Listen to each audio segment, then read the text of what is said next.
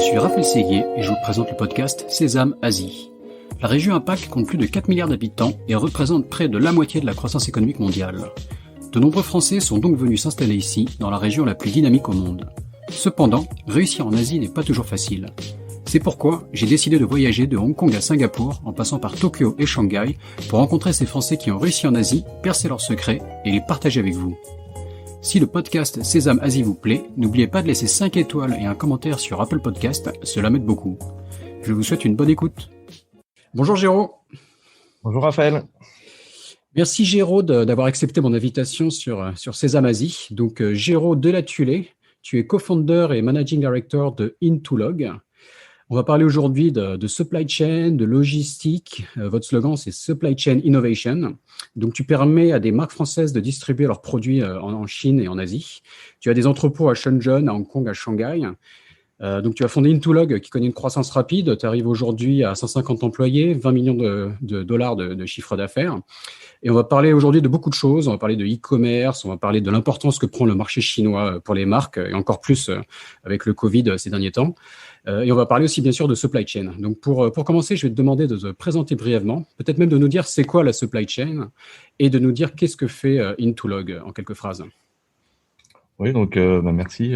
Donc Géraud Delatulé, donc je suis marié, j'ai 3 enfants. Je suis arrivé en Chine, donc à Shenzhen précisément en 2007.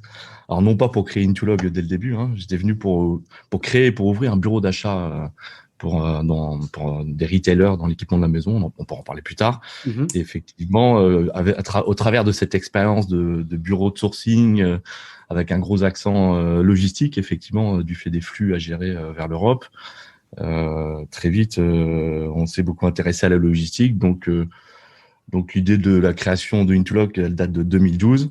Effectivement, aujourd'hui, Intolog, c'est 50% de la logistique amont, donc des flux export vers l'Europe pour des importateurs ou des distributeurs, des retailers européens. Et l'autre moitié, effectivement, c'est la distribution de marques essentiellement françaises, hein, parce qu'on est français, sur le marché asiatique, Hong Kong, Macao, et de plus en plus maintenant sur le marché chinois, effectivement. Donc voilà, et je suis associé donc à Romain Camerman, que j'ai rencontré le premier jour où je suis arrivé en Chine, et donc avec qui je suis dans le même bureau depuis 14 ans et avec qui nous avons la chance d'avoir cette belle aventure en Chine. Ok. Alors attends, avant de rentrer dans les détails, là, parce qu'on n'est pas tous des spécialistes, donc on entend tous parler de supply chain, mais en fait on n'est pas forcément capable de définir qu'est-ce que c'est que la supply chain. Donc supply chain et logistique, c'est quoi la différence? Tu as parlé donc un bureau d'achat, donc là c'est acheter en Chine, quoi, c'est faire du sourcing, c'est ça? Tu as commencé à nous parler de flux amont, enfin donc il y a des flux dans différents sens. Est-ce que tu peux nous expliquer, voilà, un peu là, pour les nuls, c'est quoi ce que tu fais, c'est quoi la logistique, la supply chain, etc.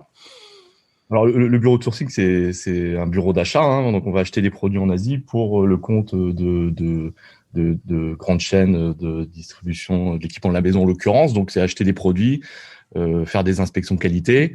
Et puis après, il faut les expédier, par exemple, en Europe. Donc, pour les expédier en Europe, soit vous faites des conteneurs complets vers l'Europe et vous avez des flux à gérer, donc des flux de conteneurs. Soit vous les faites passer par des entrepôts pour faire des consolidations, pour faire des préparations de commandes, palettes. Et à ce moment, on appelle ça de la logistique. Donc le fait de passer par des entrepôts logistiques permet ensuite de gérer une supply chain de A à Z jusqu'au client final, quoi. Ok, d'accord, non, c'est très clair, quoi. Donc tu parles de contrôle qualité. On a eu un épisode avec Kima qui est super intéressant, que je recommande à tout le monde d'aller écouter pour creuser un peu le sujet. Mais donc revenons un peu sur ton parcours. Donc la Chine, toi, c'est comment tu as travaillé en France au début? Comment s'est présentée l'opportunité? Est-ce que tu avais déjà été en Chine? Ton arrivée en Chine, explique-nous un peu. Voilà, en fait, en 2006, moi, c'était mon premier boulot. J'ai trouvé mon premier travail en tant qu'approvisionneur acheteur, en fait, dans une petite société à l'époque qui s'appelle CAFOM. CAFOM, ça veut dire Centrale d'achat française pour l'outre-mer. Donc, en gros, c'était une centrale d'achat pour des magasins qui étaient un peu éparpillés dans tous les dom-toms, en fait, français, Martinique, Guadeloupe, Guyane, La Réunion, Saint-Martin. Donc, j'étais venu en tant qu'acheteur pour cette société. Et très vite, j'ai eu l'occasion avec un des associés de mon patron de faire un premier voyage en Indonésie, notamment parce que je m'occupais des achats de produits un peu tendance, un peu différents des gammes classiques. Donc Et des on allait en produits, Dauphine, et un quoi, jour, du du textile, mobilier, oui. mobilier, Voilà, pardon, donc ok. le groupe CAFOM, en fait, il a effectivement, le groupe CAFOM, c'est un franchisé But, en fait, des magasins But. Donc, dans D'accord, les ok. Antilles, tous les magasins But appartiennent à ce groupe CAFOM. Donc, Ok. c'est indépendant de But France, par exemple, qui est en métropole. Là, c'est un franchisé qui achète les licences But et qui va vendre avec le nom de But. Mais CAFOM, du fait de sa position géographique, un peu éparpillée partout, ne pouvait pas n'allait pas acheter sur des entrepôts de But en France des produits qui venaient principalement de Chine pour ensuite les renvoyer partout dans le monde. Donc très tôt, en fait, CAFOM s'est mis à acheter tout seul. Depuis les années 90, il venait en Chine, au Fort de Canton, il faisait des allers-retours, mais le business se développant, la Chine il y a eu un besoin au bout d'un moment d'ouvrir un bureau de sourcing, d'avoir des équipes sur place et d'ouvrir un bureau de sourcing en Chine pour être au quotidien près des usines, développer les produits, faire le design, les inspections qualité et expédier ces produits-là. Donc, je suis arrivé un peu au bon moment, au bon endroit. Au bout de quelques mois, Hergé Jaoui, le patron de CAFOM, rentre dans le bureau et dit à toutes les équipes, bon, il faut qu'on ouvre un bureau en Chine, qui veut y aller? On avait 25 ans, j'avais 25 ans à l'époque. En plus, j'ai toujours été très mauvais en langue, c'est toujours été mon plus gros défaut. Et puis, j'ai levé la main. Et puis, du coup, j'ai été choisi pour aller ouvrir ce bureau d'achat, de sourcing à Shenzhen. D'accord. Voilà, donc, j'ai levé la main, mais pour être franc, je crois que j'étais le seul à avoir levé la main. Donc, c'est peut-être pour ça que je suis parti. D'accord. Et du coup, il m'a choisi malgré lui. Et du coup, c'est ce qui a fait que on arrivait en Chine. Donc, je suis arrivé en Chine, mais jamais j'ai mis un pied en Chine. Moi, je venais de me marier, tout jeune marié, je venais quelques mois avant. Effectivement, c'était pas du tout un projet de vie qu'on avait prévu avec mon épouse. T'en as parlé à ta femme avant de lever la main ou c'était une surprise? D'abord, j'ai accepté j'attendais qu'elle ait accepté sa demande en mariage, et puis après, je lui ai expliqué qu'on allait peut-être partir en Chine. Ah, t'as fait ça dans le bon ordre. Bien Voilà, joué. exactement. Et effectivement, et voilà, du coup, bon, on s'est dit, mais au pire, c'est pas grave, on part 2 ans, on verra. On part à l'aventure, on est jeune, on n'a pas d'enfant. En plus, c'est Shenzhen de l'époque, quoi. Faut remettre dans le C'est Shenzhen de contexte. l'époque. Mais Shenzhen de l'époque, moi, ouais. puis moi, j'ai jamais entendu parler de Shenzhen. Ouais, enfin, tout le monde ne le connaît pas encore, mais à l'époque, ouais, Shenzhen, je crois que c'est Laurent Le Pen, là, qu'on va bientôt recevoir, qui nous disait ça. Personne connaissait Shenzhen, quoi. C'était un truc à côté de Hong Kong à l'époque, quoi. Ouais, exactement.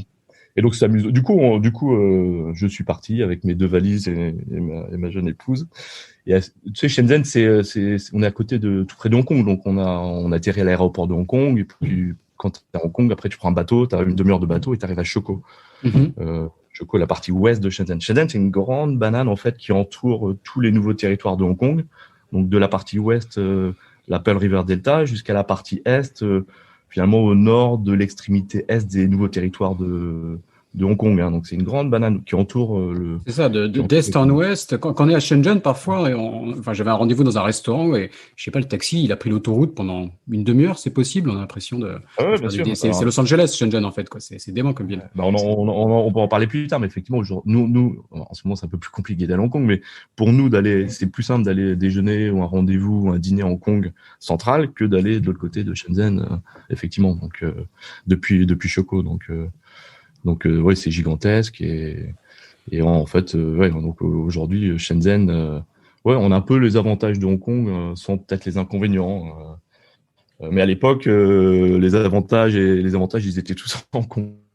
Ça, je te le cache pas. Ouais, non, à l'époque, Donc, voilà, tous les gens de Shenzhen voulaient venir à Hong Kong et là, les flux s'inversent, quoi. Et Shenzhen devient plus moderne que Hong Kong par certains aspects, quoi. Ça bouge très vite, quoi. Absolument.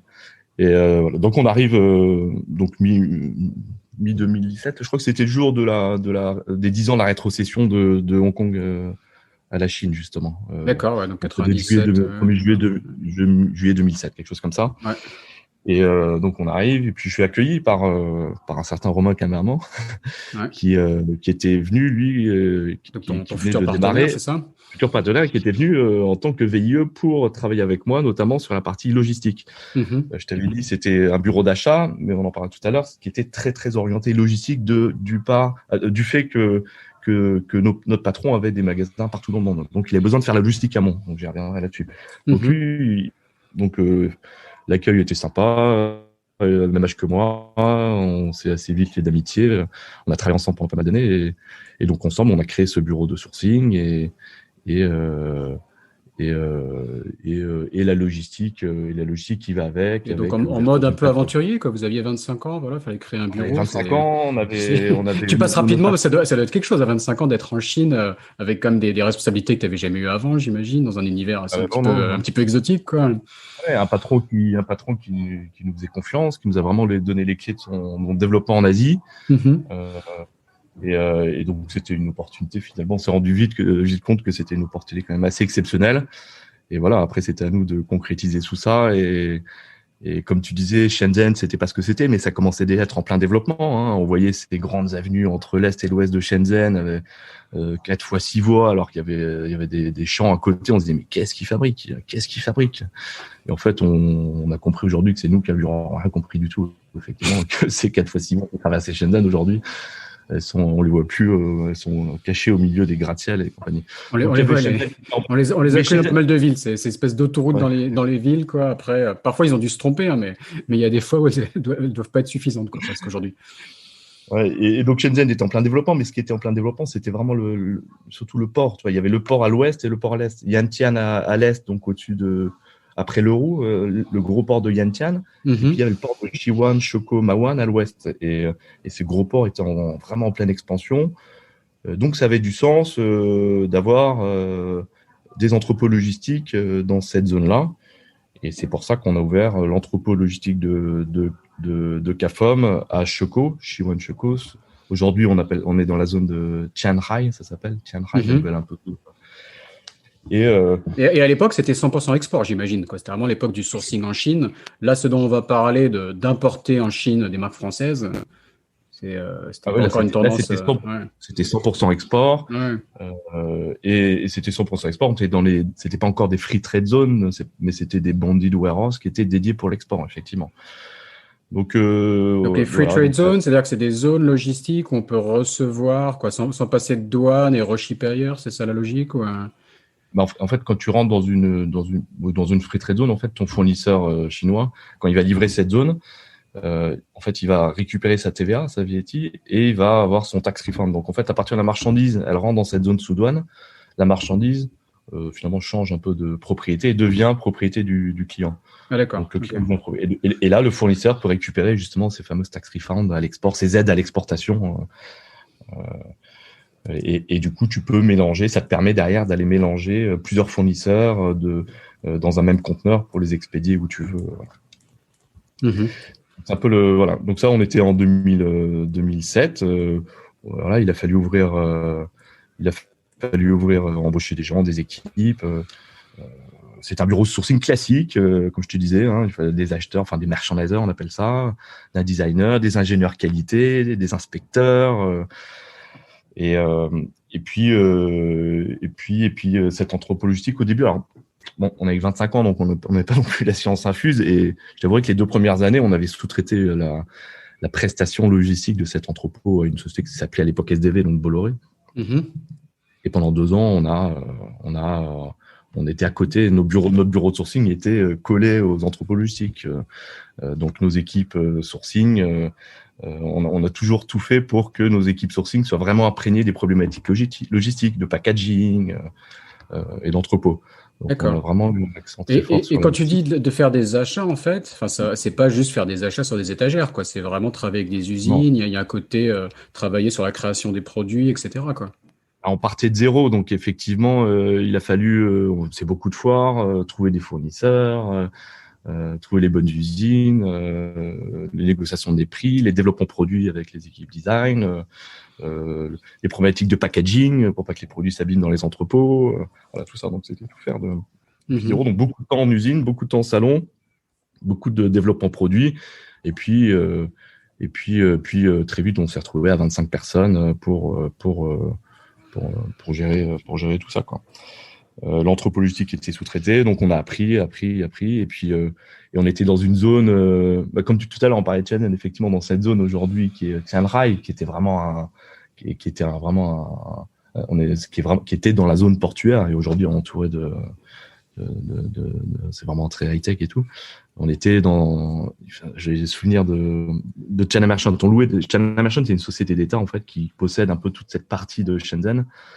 Et on louait des entrepôts à China Merchants. Bah, tu fais le lien avec l'épisode que je viens de diffuser hier de Olivier qui travaille avec la JV entre China Merchants et Colisée, des maisons de retraite. Donc, Exactement. Donc là, c'est une branche parallèle, hein. C'est une branche logistique de China Merchants. D'accord. Qui s'occupe de la partie entrepôt. Donc, on louait les entrepôts dans cette zone-là, et les gars de China Merchants, les patrons de China Merchants, nous expliquaient qu'un jour, cette zone-là, ça allait devenir Miami. Bon, je te cache pas qu'on rigolait quand même beaucoup avec Romain en imaginant Miami, alors qu'on mettait 45 minutes de chemin en terre pour aller aux entrepôts. L'iPhone, ça n'existait pas encore à l'époque, et on était donc on rigolait beaucoup, et bon, une fois de plus, c'est nous qui avons rien compris du tout. Et donc voilà, donc on s'est un peu développé, on a essayé de se professionnaliser. Et puis en 2008, fin 2008 ou début 2009, je sais plus trop, là je reçois un coup de fil de mon patron, Hervé Jaoui, patron de CAFOM, qui me dit il y a un nouveau patron chez But France Métropole. Donc But France, c'était à l'époque peut-être 300 magasins, les magasins But en France, c'était un groupe. Le patron de But France est intéressé par ce qu'on fait, parce que eux, But France Métropole, n'achètent pas en Chine, ils achètent qu'à des importateurs, mais n'achètent pas en direct en Asie.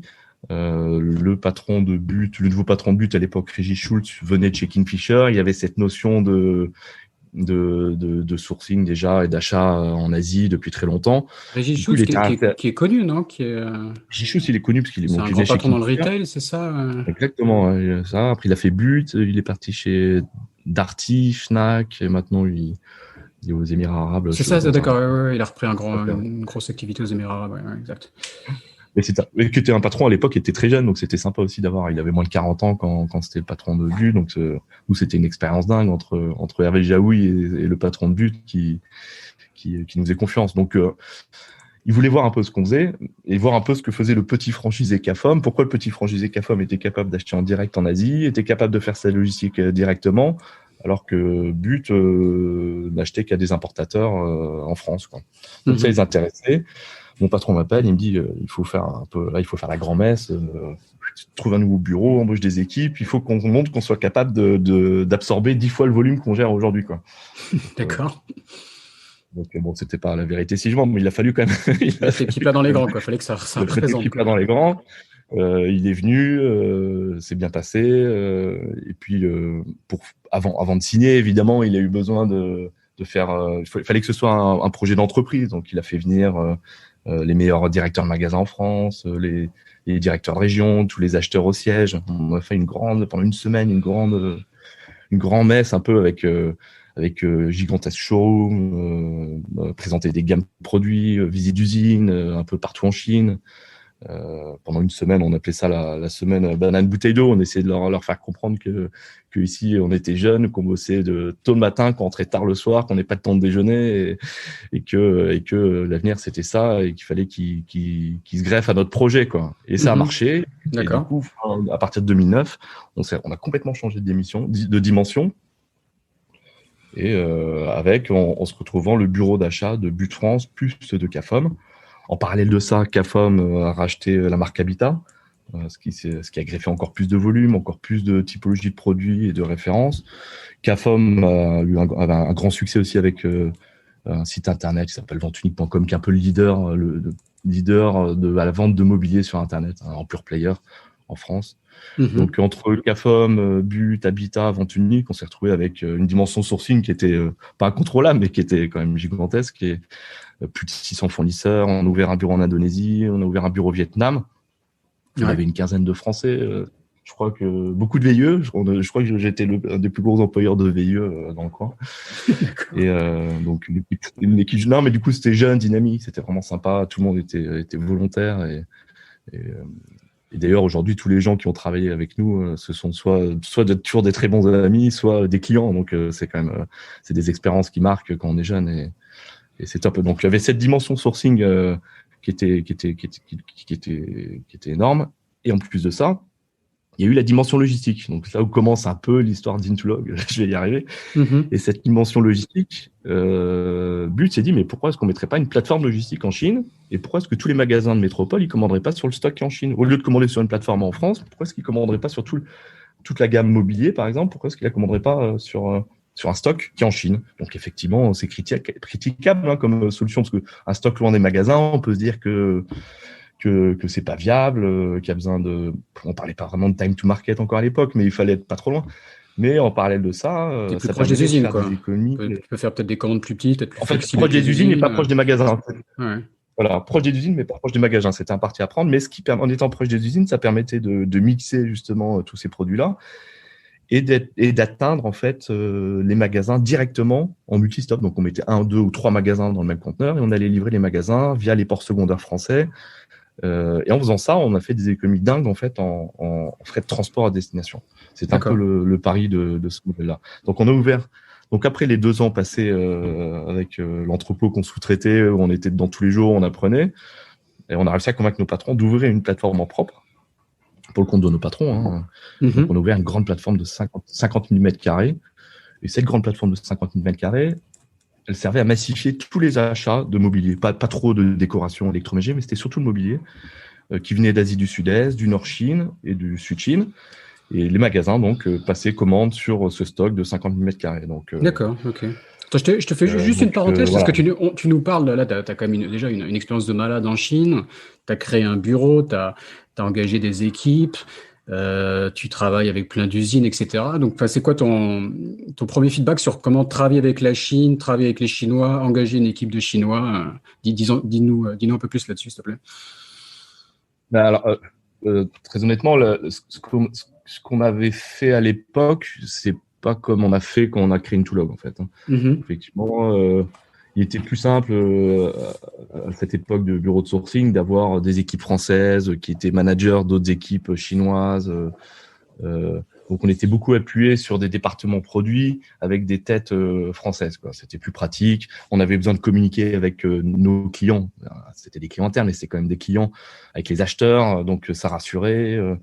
Et on avait besoin de cette communication avec les clients français, ces chefs de produits en France. Donc, on avait beaucoup de Français. Aujourd'hui, c'est pas du tout le cas chez Intolog. D'accord. En 10 ans, les Chinois aussi ont progressé quelque part. Il y a aussi cet aspect, j'imagine. Chez Intolog, les Français, les étrangers ne font pas de management. Ouais. Tout le management, on a un GM chinois, du middle management chinois. Les Français, ils travaillent là sur les points sur lesquels ils sont bons, à savoir la gestion de projet, la mise en place de projets. Une fois que le projet est lancé, après, c'est des équipes opérationnelles et qui est géré par le management chinois. Donc, c'est pas du tout. On a pris aussi. Peut-être que l'époque a changé, comme tu dis. Peut-être que. Mais on a plus du tout le même besoin. Effectivement, à l'époque, on avait beaucoup de Français qui géraient ces équipes chinoises. Maintenant, c'est plus du tout le cas, quoi. C'est plutôt les Chinois qui gèrent les Français, presque. D'accord. Mais bon.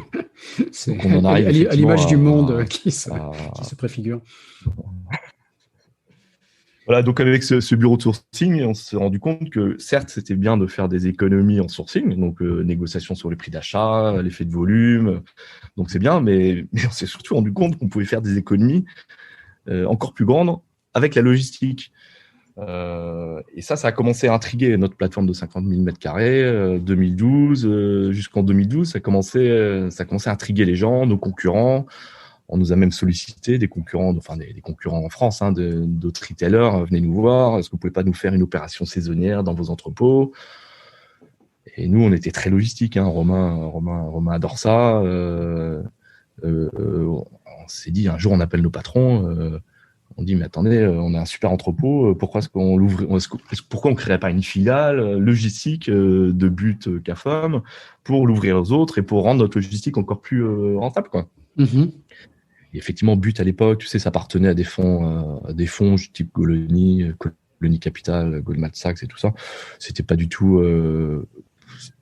Voilà, le but c'est des commerçants, c'est pas des logisticiens en Asie. Donc en gros, ils nous ont dit. Voire même des financiers. Sympa, mais financier, c'est pas du tout, on va pas commencer à faire la logistique en Chine, c'est pas du tout la target. Du coup, avec Romain, on s'est dit, c'est vrai qu'il y a quand même un marché.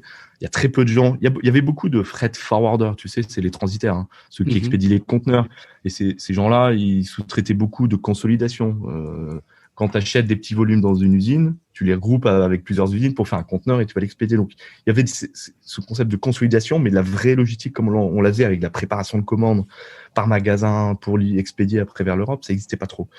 Il n'y avait pas de ces compétences logistiques. Et nous, D'accord. Donc les containers étaient envoyés et après c'était sur l'ancien modèle de dispatcher plus au niveau de l'Europe sur les magasins.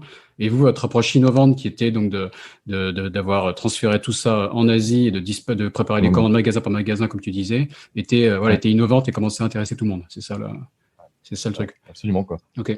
Voilà, c'était innovant et donc tous les jours on a appris, tous les jours on a appris, tous les jours on a fait des erreurs, mais tous les jours on en a fait. Hein. C'est pour ça que c'était une super expérience. On a toujours essayé de.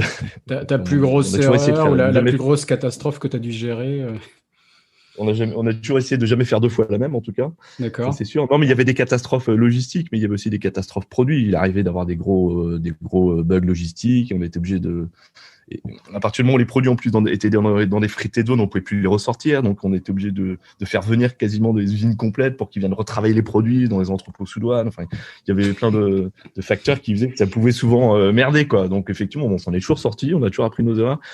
Et surtout, on a toujours essayé de jamais faire 2 fois la même, quoi. Et du coup, en 2012, on a dit, 2012-2013, on a dit à nos patrons, en fait, le sourcing, c'est sympa, on a fait un peu le tour. La logistique, je pense qu'on n'a pas encore fait le tour, surtout en Chine et encore plus à Shenzhen. On commençait un peu à loucher sur Hong Kong, qui faisait beaucoup de logistique à l'époque, pas trop à Shenzhen.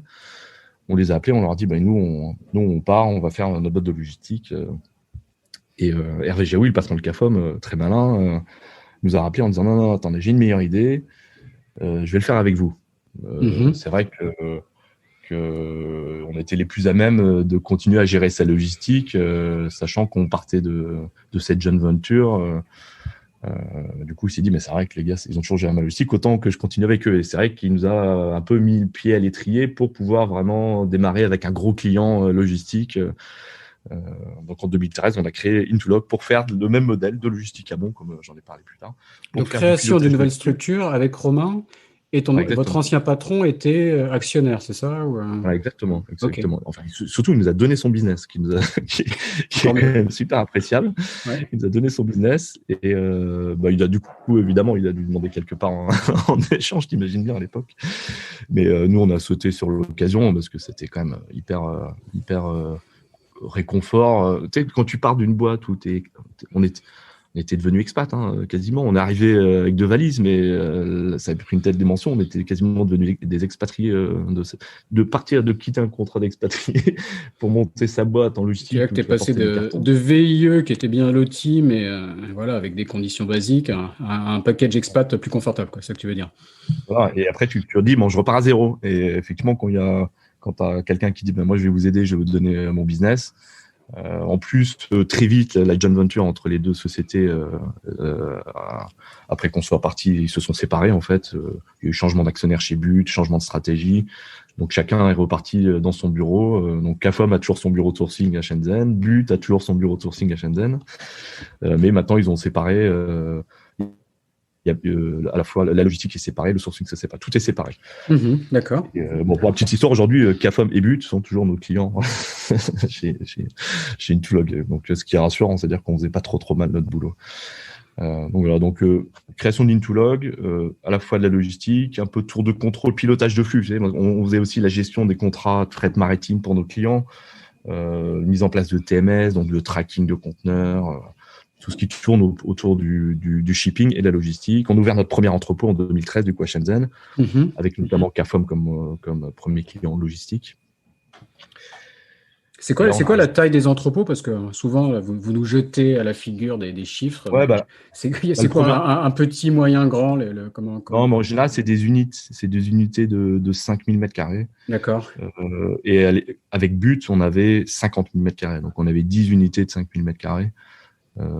Donc on avait une voiture de golf pour circuler dans les entrepôts tellement c'était grand pour info. D'accord. Et aujourd'hui en comparaison, tu es à combien?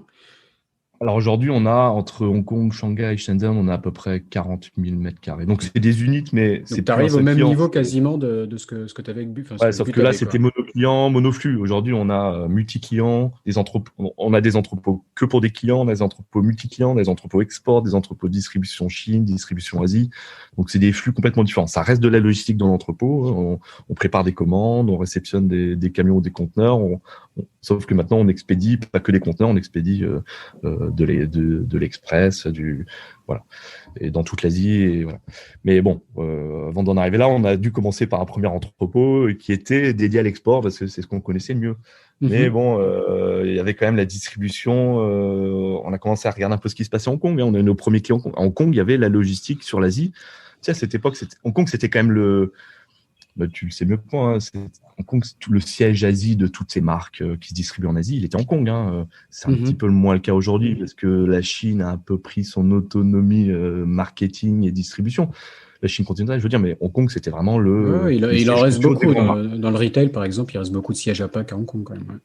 Il y a beaucoup de sièges à Pâques qui, petit à petit, perdent un peu la main sur Chine continentale, effectivement, parce que c'est des besoins qui viennent de vraiment différents. Mais bon, effectivement, c'est pas le sujet là.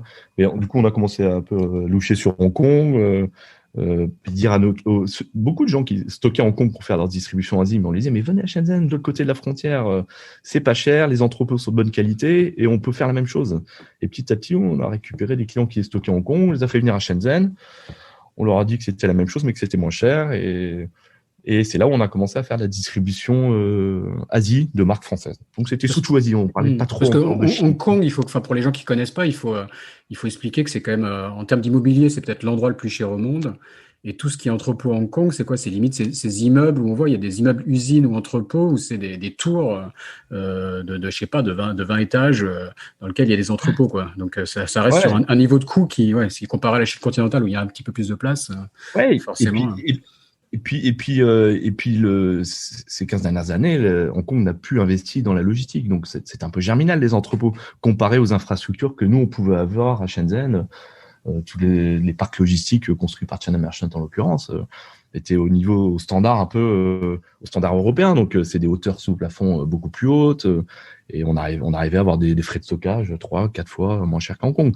Donc ça commence à intéresser ces marques qui distribuent en Asie de mettre un stock plutôt que le mettre à Hong Kong, qui est un peu une zone franche Hong Kong. Hein, et ben on leur a dit venez le mettre à Shenzhen, en zone franche, en free trade zone, pour faire la même chose. Ça vous coûtera moins cher. Et c'est comme ça qu'on a des récupérés. Et puis, on a essayé après de plugger un peu des solutions un peu des services de valeur ajoutée, du co-packing, du kitting, faire des coffrets, de l'assemblage. On a des clients qui ont une partie du produit qui est fabriqué en France, les autres composants qui sont fabriqués en Chine, on les fait venir sous douane, on les assemble à la commande. On crée de la valeur ajoutée à notre service logistique, et tout en offrant justement cette solution de distribution et rayonnement sur toute l'Asie depuis un stock unique. C'est ce qu'on voit un peu dans tes vidéos sur Parakito, par exemple, qui doit être un de tes clients, qui fait des produits anti-moustiques que je vais peut-être recevoir sur le podcast, on discute. Et donc, dans les vidéos, on voit Parakito, de ce que je comprends, vous participez activement à, c'est quoi, c'est la création de l'emballage enfin, explique-nous un peu, quoi. Typiquement, Parakito, ils ont une partie qui est fabriquée. Parakito, c'est des bracelets anti-moustiques, hein, tu vois. Donc, ils ont une partie des produits une partie des composants qui viennent de France, donc on stocke sous douane, et tous les emballages et les blisters et les étiquettes qui sont fabriquées en Chine. Donc, nous, on stocke des composants. En fait, on stocke des composants sous douane. Et puis, dès qu'on reçoit une commande de 20 000 pièces pour l'Australie, on va les assembler en fonction des besoins. Donc, ça te permet de stocker pas beaucoup de composants, mais au final, de faire une multitude de SKU, de références produits finis en fonction de comment tu assembles le produit, quoi. Donc, et ça te permet d'avoir un stock unique pour tout. Parce que si tu commences à avoir tes produits pour l'Australie avec l'étiquette pour l'Australie, tes produits pour la Chine avec l'étiquette chinoise et que tu stockes tout ça, si jamais les produits ne se vendent pas en Chine mais qu'en Australie, tout est étiqueté, c'est foutu, tu peux plus rien faire. Donc l'idée de faire cet assemblage et de ce kitting au moment de la commande, ça permet de réduire tes stocks. C'est stocké. Quand il reçoit la commande, il sait qu'il a besoin de 100 unités ou de 1000 unités, je sais pas, pour l'Australie. Là, tu mets l'étiquette qui va bien et ça part, quoi. Voilà, donc exactement. Okay. Donc, on a fait ça pas mal d'années, petit à petit, récupérer ses clients de Hong Kong, la distribution en Asie surtout, On n'était pas encore vraiment sur la notion Hong Kong, Macao, mais on va y venir. Et puis, en 2017, on a commencé à changer de dimension. Là, on a vraiment investi sur l'Asie. On a commencé à ouvrir des entrepôts en Chine continentale pour la distribution en Chine. On a ouvert des entrepôts à Hong Kong. On a ouvert nos premiers entrepôts à Shanghai. Donc, des entrepôts export, mais aussi des entrepôts mainland pour la distribution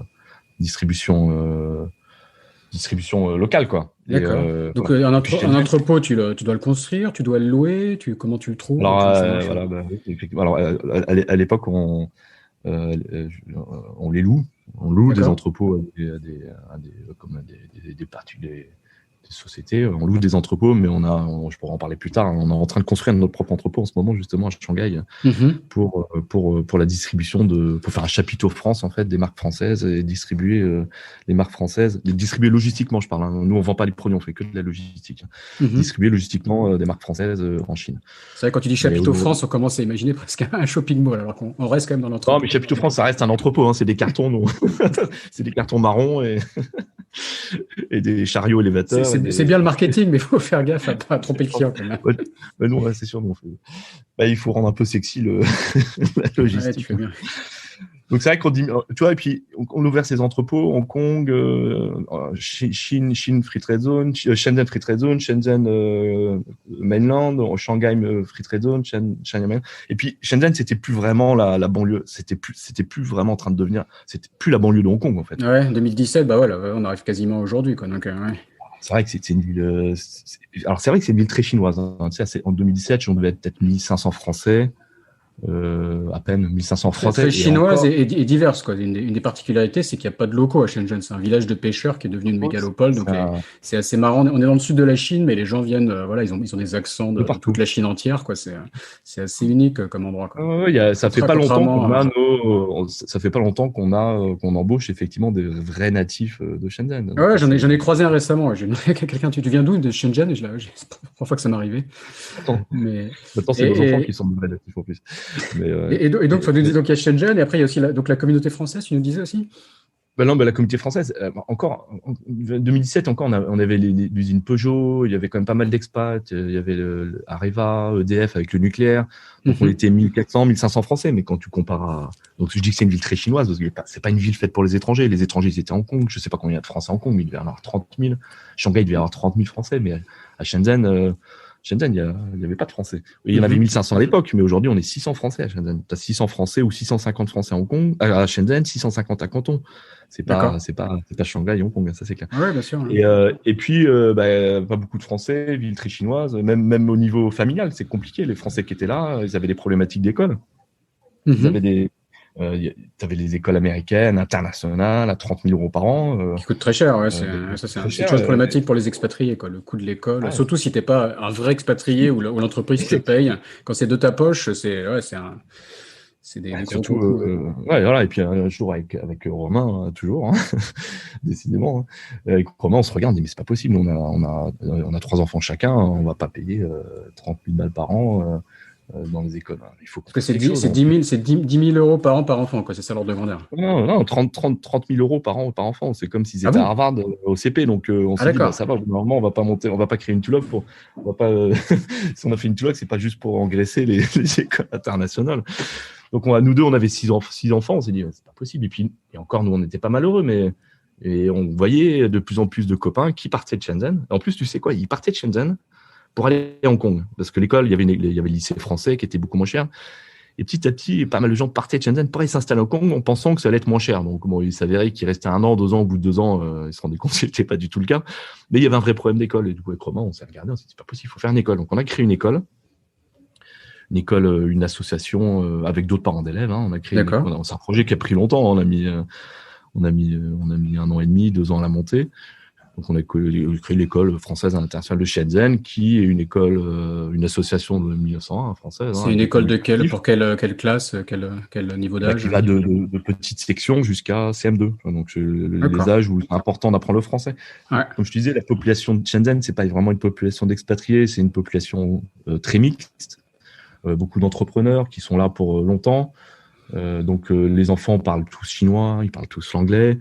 Mais le français, c'est quand même, ils parlent le français souvent parce que c'est famille mixte, mais c'est compliqué le français à apprendre, à écrire, c'est pas une langue facile.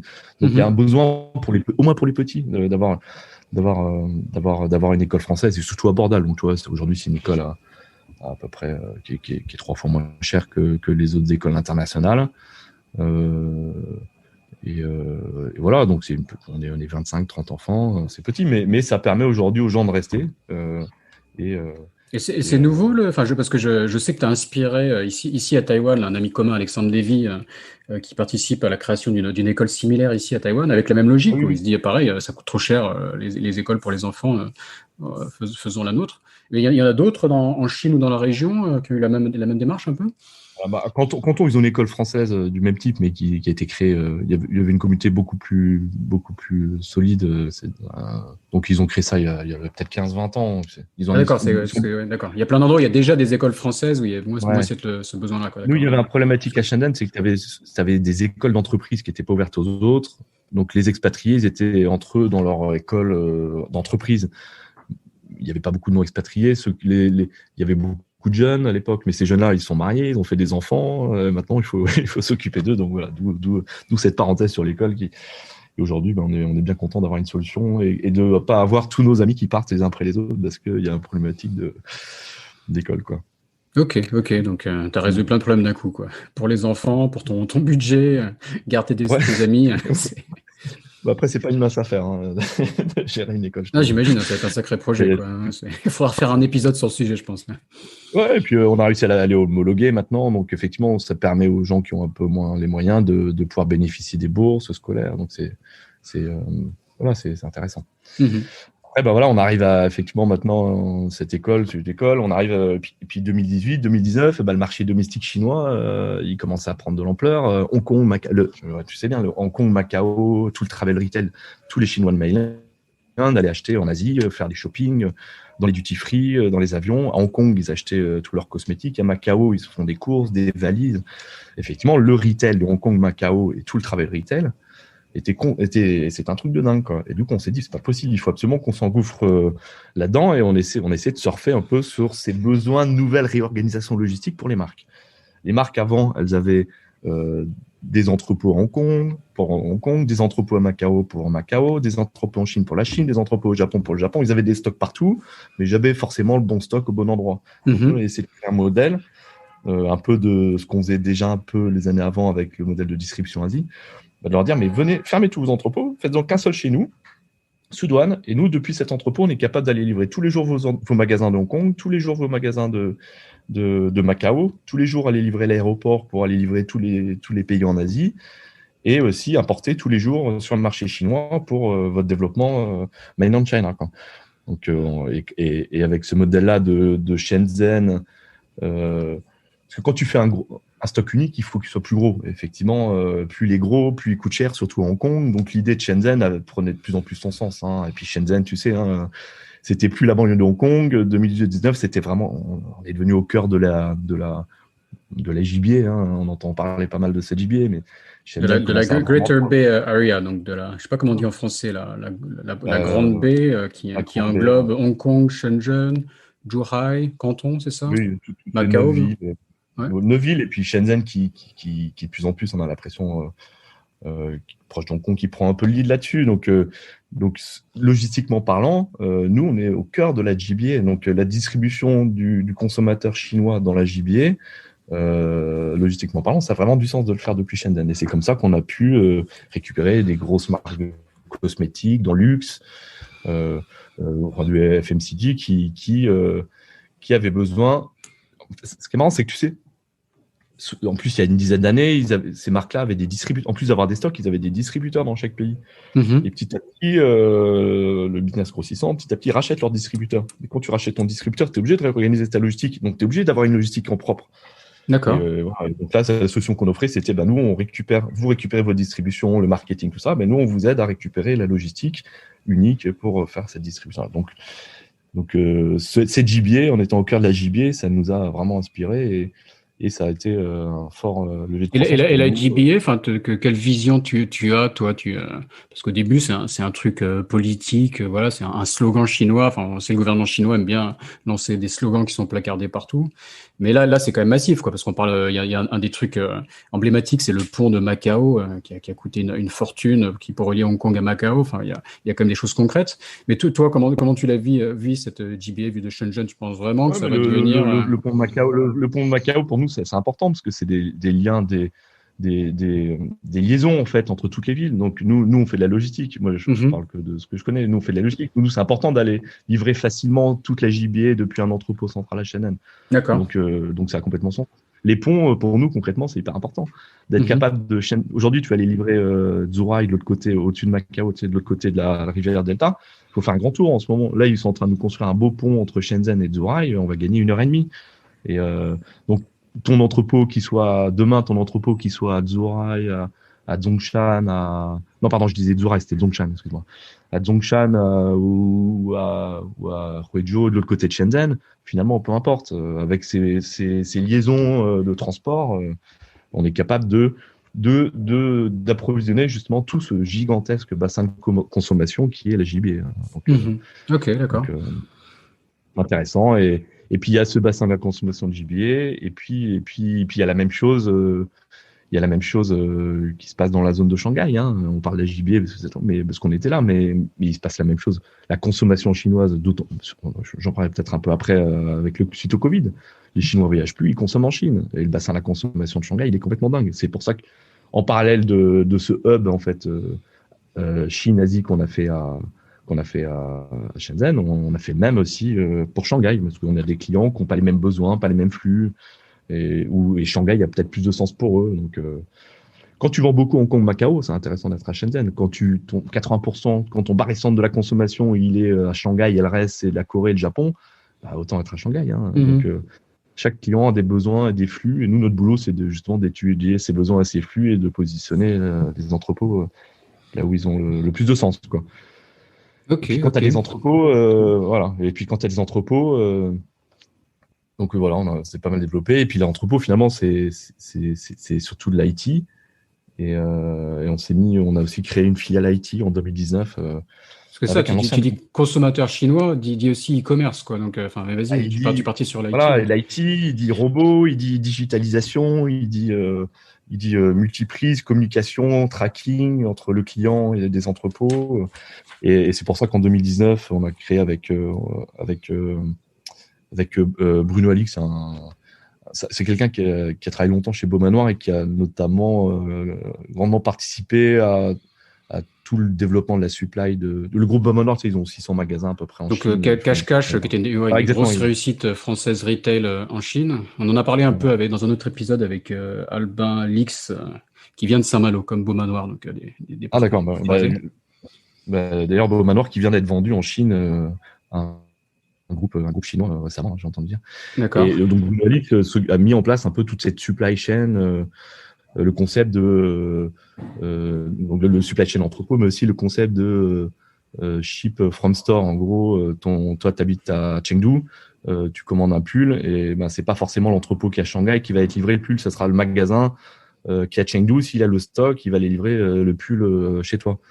Et ce concept de optimisation des flux logistiques, très IT, ça nous intéressait. Et puis Bruno Alix et notre société Intulog, ça l'intéressait. Du coup, ensemble, on a décidé de créer une société qui s'appelle Comet, hein, qui offre justement on avait 2 sujets vraiment importants pour nous. C'était digitaliser la logistique, que ce soit pour nous en interne dans nos entrepôts au niveau IT, mais aussi pour nos clients. Et puis après, c'était aussi pas être complètement à la rue sur les avancées technologiques, notamment en R&D, sur les robotisations dans les entrepôts, quoi. Et Euh, donc ça, enfin, les trucs qu'on voit je sais pas si c'est Amazon ou ces entrepôts hyper modernes avec des petits robots, la roulette, là, qui circulent partout, là, vous en êtes tous sur ce type de technologie? Justement, c'est le boulot de Comet.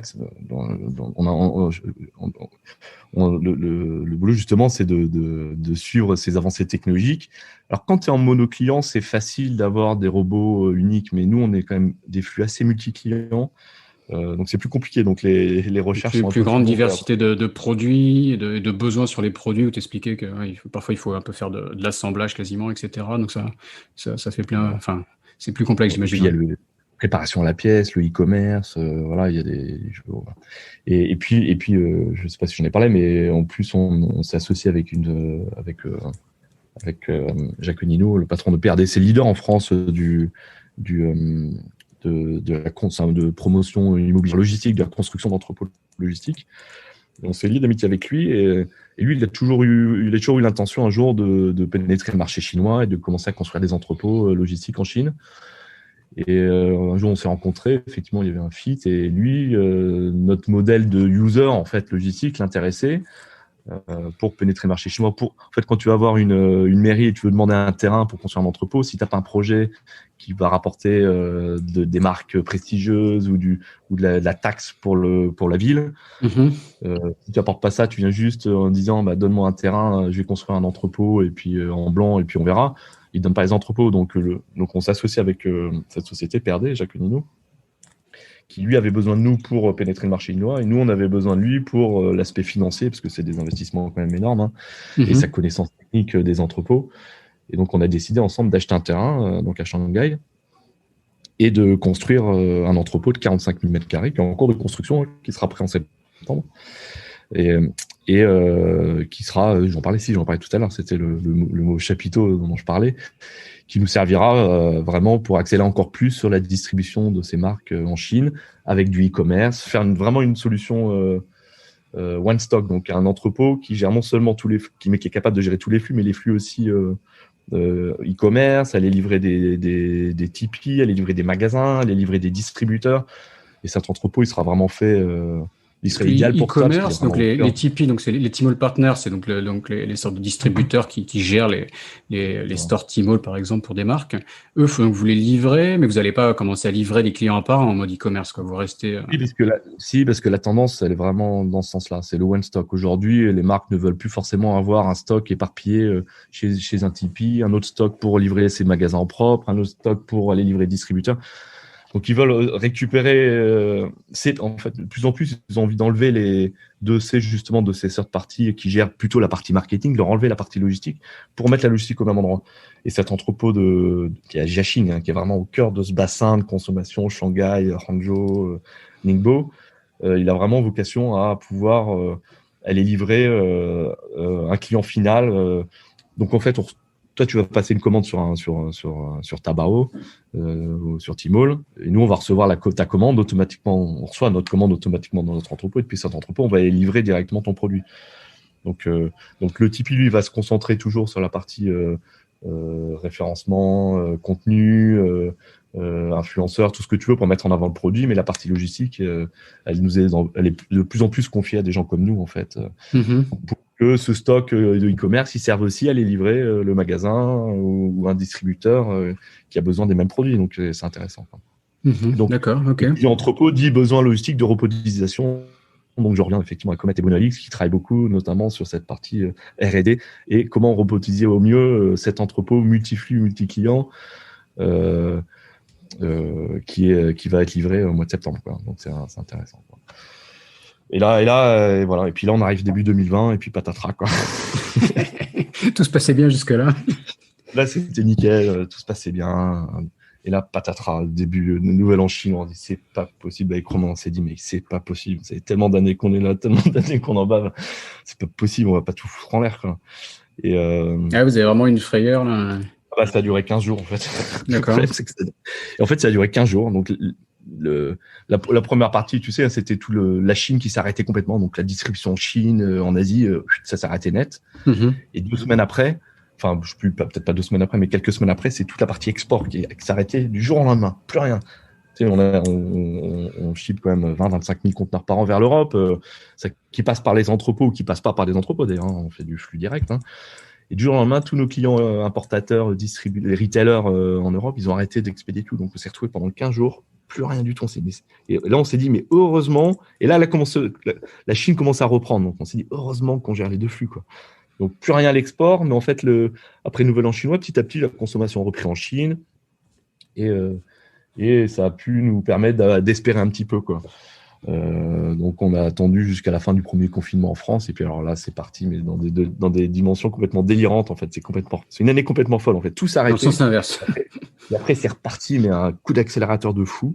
Mhm. Et ce qui a fait que tu as dû en entendre parler, hein, que le fret maritime, les tarifs de fret maritime sont complètement partis en vrille. Bon, c'est un peu vulgaire, mais effectivement, ce fait de coup de frein et cette accélération juste après a complètement dérayé en fait tous ces flux, le modèle des conteneurs. Et effectivement, ce qui fait qu'aujourd'hui il y a des tarifs exorbitants en transport maritime. Et petit à petit, la situation va revenir, mais ça a complètement dérayé la machine.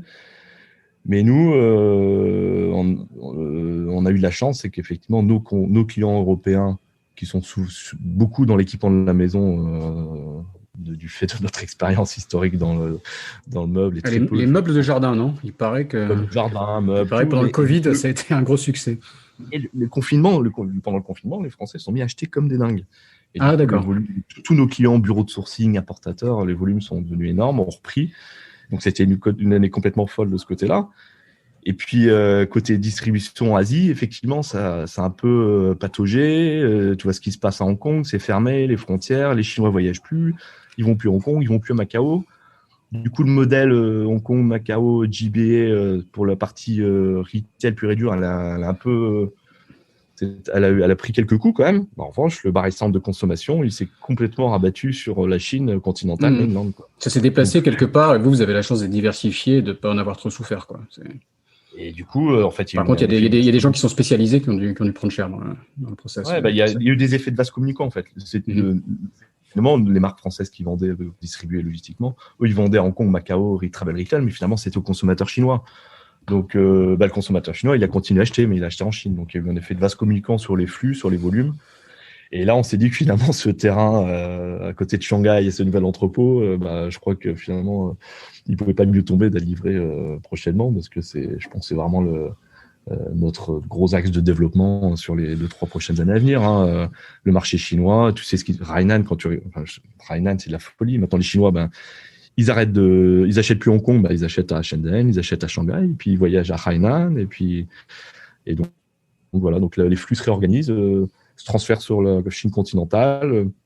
Même tout à l'heure, on disait que effectivement les sièges APAC de toutes ces marques-là étaient à Hong Kong. Aujourd'hui, on voit quand même que le siège APAC reste à Hong Kong, mais l'APAC, c'est en la Chine, quoi. Effectivement, tous les centres de décision pour la Chine mainland maintenant est vraiment transféré sur Shanghai, notamment, Canton. Et voilà, donc, tu sais, tu avais trois types de clients. Hein. Tu avais les clients qui vendent déjà en Chine, qui vendaient déjà en Asie et déjà en Chine. Eux, il y a eu effet de vase communicant, ils n'ont pas trop souffert. Tu as eu des clients qui vendaient, mais via des distributeurs en Chine mais qui n'avaient jamais vraiment investi. Le Covid leur a dit, maintenant, attends, la Chine, si on avait investi un peu plus sur notre marque, peut-être qu'on aurait encore plus vendu pendant le confinement en France, en Chine. C'est dommage. Maintenant, il faut qu'on mette le paquet. Du coup, ils se mettent à investir dans des stocks en Chine et dans justement les WeChat Store et tout ça en propre pour pouvoir investir un peu plus sur leur marque, sur le marché chinois, parce que ils veulent plus faire que du bricolage. Ils savent que la Chine, c'est incontournable quand vous êtes déjà un peu connu, quoi. Et puis, tu avais les troisième types de marques, eux qui sont très connus, mais par les Chinois, mais qui ne vendaient jamais en Asie, jamais en Chine. Ils ne vendaient qu'en France aux Chinois. Et eux, ils ont switché d'un coup. Ils n'ont jamais eu. Aux Chinois qui voyageaient à l'époque. Mais là, d'un coup, ils n'ont jamais eu besoin d'aller suivre nos clients. Exactement. Et le client, il vient plus en France, donc ils se sont dit, mais maintenant, on n'a plus le choix. Donc nous, on est souvent sollicité aussi par ces clients maintenant qui ont vraiment besoin de démarrer la distribution en Chine, e-commerce notamment, ce qui est plus facile peut-être pour démarrer, avec des prestataires comme nous pour la logistique, mais aussi des prestataires de contenu média, des prestataires d'influenceurs, des prestataires voilà, donc c'est un peu changé, mais nous, une fois de plus, en 2006-2007 qu'on arrivait, on avait l'impression déjà d'être un peu au bon endroit, au bon moment, avec un peu de chance. Et là, on se dit encore plus, quoi. Et, heureusement qu'on était là, quoi. Ok, d'accord. Donc voilà. Et puis Voilà, donc là maintenant, c'est vrai que 2020 c'était une année extraordinaire. Hein. Ouais. Je vais te poser Pas une mal de question sur temps. il y a des problématiques qui reviennent souvent sur le podcast que les entrepreneurs doivent faire face en Chine, par exemple sur la RH. Donc en termes à la fois de recrutement et de rétention, est-ce que tu peux partager un peu ton expérience là-dessus?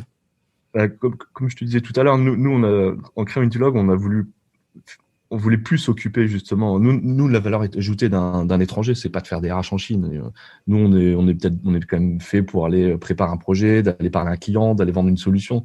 Mais on n'a aucune valeur ajoutée, nous, les étrangers en Chine, à expliquer comment les Chinois doivent travailler ou se comporter. Donc, dès le début, on s'est dit, on va pas faire la même chose qu'avant. Si on fait notre boîte, c'est pas pour faire la même chose. Donc, on a vraiment investi. Nous, on a investi énormément. C'est dans la RH. On a investi dans un GM, dans la RH et dans un middle management par la suite qui s'est créé avec les compétences qui sortaient dans les équipes, quoi. Et la RH, nous, on a deux RH. Bon, tu vois, on est 150 personnes aujourd'hui. On a deux RH à plein temps et nous, je t'avouerai, on s'en occupe plus. Ce n'est pas notre boulot aujourd'hui. Enfin, on s'en D'accord. occupe Tu plus. as Mon tellement associé et localisé moi, ta RH que c'est plus une préoccupation, quoi. C'est je te dis, géré par des Chinois pour les Chinois, quoi. Romain et moi, on n'est même pas dans l'organigramme en fait. On a décidé de même pas être dans l'organigramme. On n'a rien à apprendre. Les Chinois entre eux, ils savent très bien travailler, ils savent très bien se manager. Et nous, on n'a pas de compétences particulières en management. On n'est pas plus intelligents que les autres. Du coup, nous, on s'est dit, eux, ils ont peut-être plus de mal à aller chercher des clients en France, vendre des solutions logistiques. Nous, on est peut-être plus fait pour ça, donc on se focus là-dessus, quoi. Les étrangers qui sont chez nous, ils font du projet, il y a un peu de key account management, tout ça, mais la RH, elle est gérée en interne par les Chinois. D'accord. Et tu m'amènes à Je crois que une autre. c'est la meilleure chose qu'on ait jamais fait d'ailleurs, d'investir tout de Ouais. suite sur un bon GM et sur et sur de RH. Hein.